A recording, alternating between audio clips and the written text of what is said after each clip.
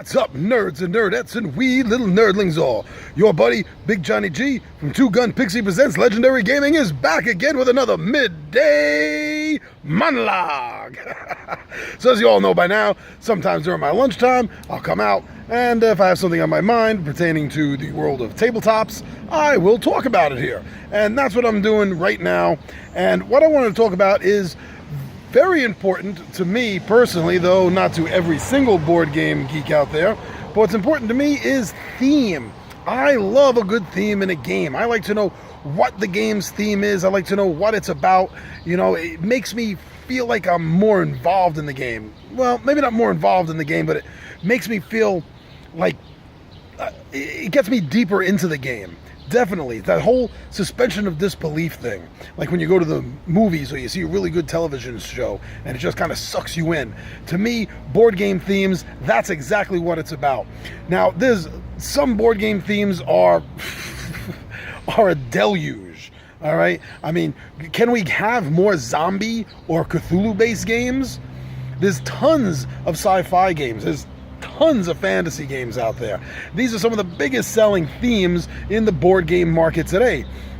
But there are so many more themes. Wild West. I love the Wild West theme myself.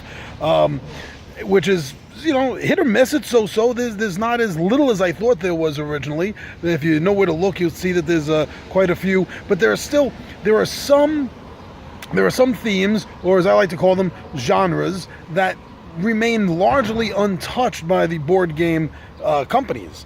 And I don't know what that's for. I don't know if it's because they are trying to stay on top of the current zeitgeist and they're not looking forward, or maybe they just keep, you know, their creators just keep coming up with certain ideas that aren't fitting into other other types of themes, new types of themes. So I put together a little bit of a list here, some thoughts that I had about themes that we don't see or we don't see enough of in board games, in tabletop gaming. So let me just rattle off a few here, have some thoughts on them, and please remember, leave comments down below. You know, let me know what you think about what I'm saying, and let everyone else that's watching this know what you think about what's going on here. So the first thing I want to do is turn down my radio. All right, so let's go over this. Now, I love superheroes. I love the superheroes, and I love the superhero theme in a board game, but there's not nearly enough. You have a few Marvel games are out there, the Dice Masters and Legendary, and I'm not a big fan of either of those. I'm not a big fan of Dice Masters because it's a dice collection game, and I'm done. I'm done with collectible cards. I'm done with collectible dice. I'm not, you know, I've been down that rabbit hole. I climbed back up and I buried it, and I'm not about to, you know, start digging my way through it again. And there's a couple of DC games. They have the Justice League board game, is a very hot item right now that hasn't even come out yet. They've been talking about it for over a year, and have a lot of people waiting for that.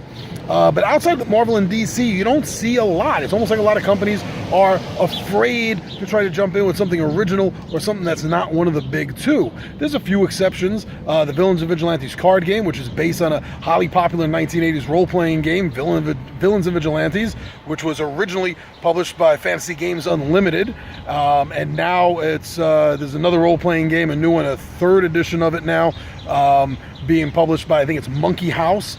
And they changed the name to Protectors. I'm sorry, I can't remember. But it's the same game as Villains and Vigilantes. Jeff D., Jack Herman, same creators and artists. But we need more. We need more superhero games. That game is popular. Not as popular as Sentinels of the Multiverse, which is a highly popular fixed deck card game of superheroes. It's one of my favorites. It's on my top list of all-time games. I just can't get enough of Sentinels of the Multiverse. And you have Guardians Chronicles, which is another game where they use their own made-up superheroes in their own comic book universe. And both those games, Guardians not as popular from what I can tell as Sentinels, but both those games have a good following, and they've done well. They've had tons of expansions, so that shows that they're doing good enough that people want more material. But still, there's not enough superhero games out there. And if it has nothing to do with trying to get the rights from Marvel or DC or Image or some other company, then I don't know what the problem is. But we need to see more. We definitely need to see more superhero-themed games. Dinosaurs. Dinosaurs. Everyone loves dinosaurs. If you don't love dinosaurs now, you did at one point in your life when you were a kid. I'm pretty sure of that because most of us did. I mean, there's three out there that I can think of. Jurassic Terror, which is a fabulous game, area control game. I own it. It's fun game. It's one of the few games my wife actually enjoys playing.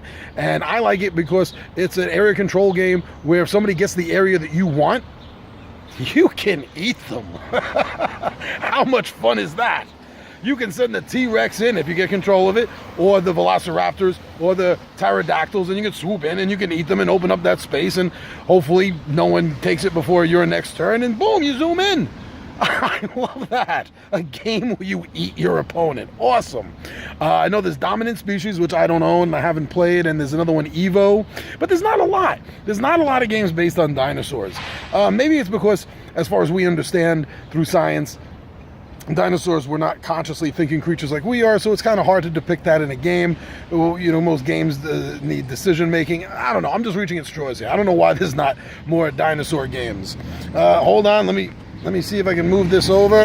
Let me see if I can move this over, gang. Hey, still here. All right. You know, and some themes don't even exist. Some themes don't even exist at all. You just have to think of crazy stuff. I live in New York City, lived in New York City my whole life, and let me tell you something. One of the biggest problems with living in New York City, if you own a car, is trying to find a parking spot. It's a hunt. It's a hunt. And I use that phrase, and I've used that phrase, hunting for a parking spot, for years now.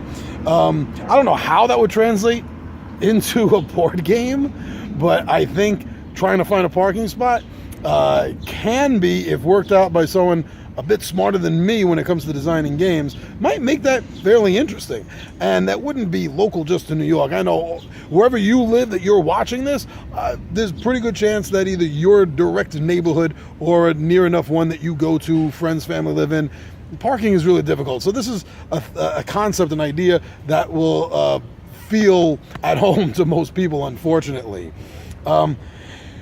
Prison breaks. Now, escape games are starting to become fairly big. A few of them are starting to hit the market now. Games based on escape rooms. The concept of the idea of an escape room where you're locked in somewhere and you have to get out. And I know at least one of these games, Escape Room 25, I think it's called, has a setting in the jail, but it's not the game itself. It's just a setting, a particular game that you can play within the game, but there's many other choices you can make. You don't have to play it as escaping prison. But trying to do a prison break is can be a really good game. I think the best concept of that, because there are a few out there, like I said, not many. Best concept of that out there is Escape from Colditz.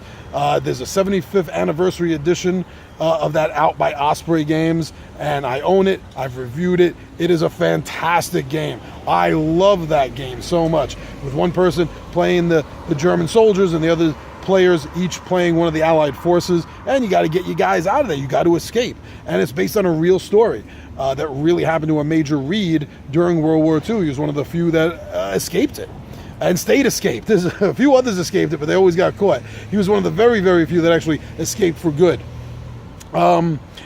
This next one, again, I don't know how you would play it out, possibly with a hidden traitor mechanism maybe, but a game about courtrooms. Courtroom dramas are very popular in television.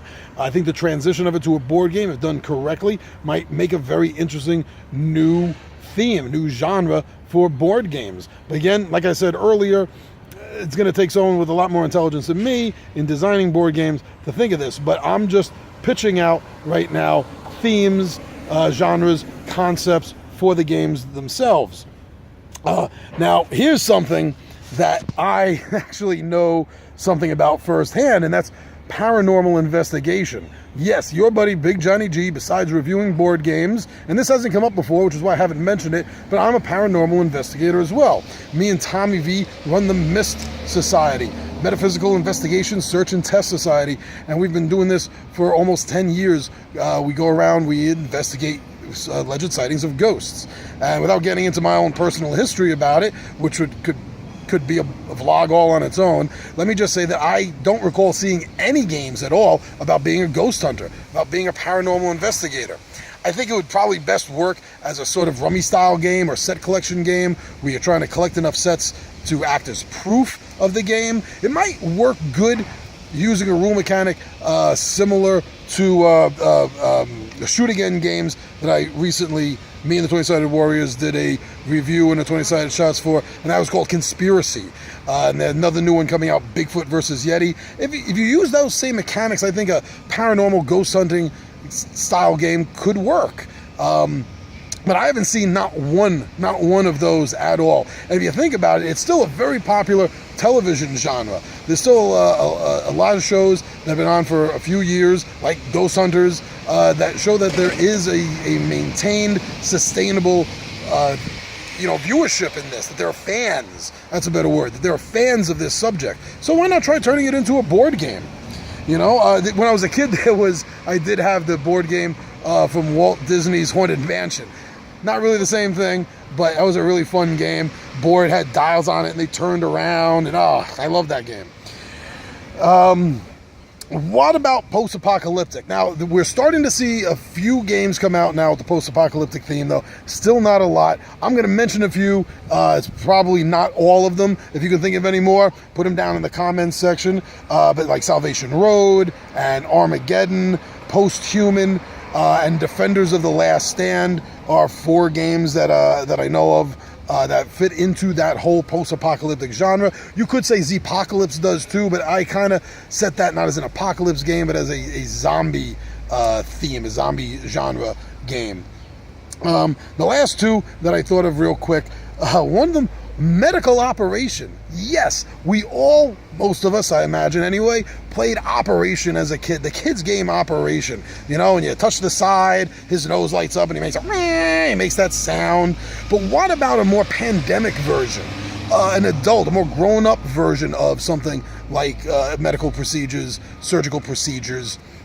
I definitely see that could be something that could work. Again, we see medical dramas on television as always, they're big drawers. They always are. So why not try to capture some of those audiences into board games? Why not?